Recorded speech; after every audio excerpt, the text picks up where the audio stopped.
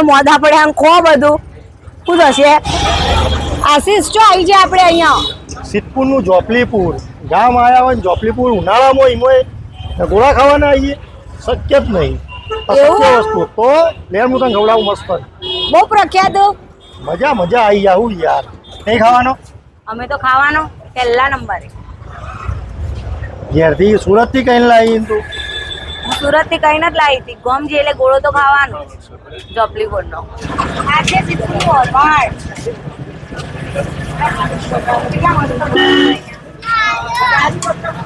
એ પપ્પા મમ્મી આ તો ખવાશે હો તારાથી. તો ચાલુ કરી દીધું તમે?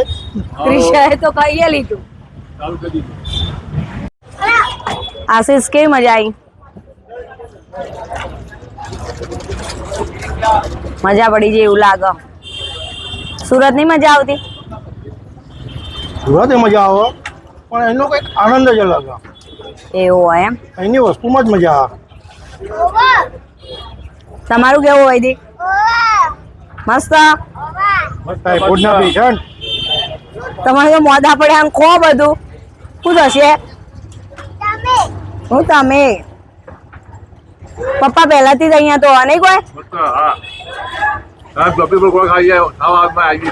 પેલા નેનપણથી તમે અહીંયા ખાવા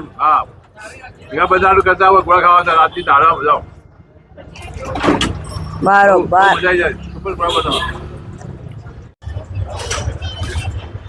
આશીષ હજુ બીજી ખાવાની? બીજી તો બરાબર.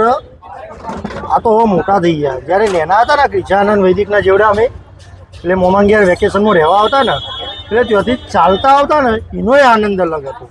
શું વાત? વેકેશન પડે ને એટલે મોમાને ફોન કરીને બોલાવતા. એ વખત તો મોબાઈલ હતા નહીં, લેન્ડલાઈન જ હતા ખાલી. સારું કહેવાય. એનો આનંદ અલગ હતો. જો મોમાના ઘેરથી આવવાનું એકવાર, ફઈના ઘેરથી આવવાનું, માસીના ઘેરથી આવવાનું, મોટા મોમાના ઘેરથી આવવાનું. બહુ વાર ખાતા તો મહિનો રહેતા. એમાં 2 દિવસે ને 2 દિવસે ગોળા ખાવા આવતા. ગમે તે લેતું આવે. લેટ પોણા પોણો તો ખબર હે ને મોમાં ઘેર વાલો જોઈએ બધો. સાચી વાત. મમ્મી તમારા વખત કેટલા રૂપિયામાં અહીંયા ગોળા મળતા હતા? અમારા વખત 25 પૈસા, પછી 50, 75 પૈસા, પછી રૂપિયો થયો. પણ અમે 25 પૈસામાં ખાતા. હા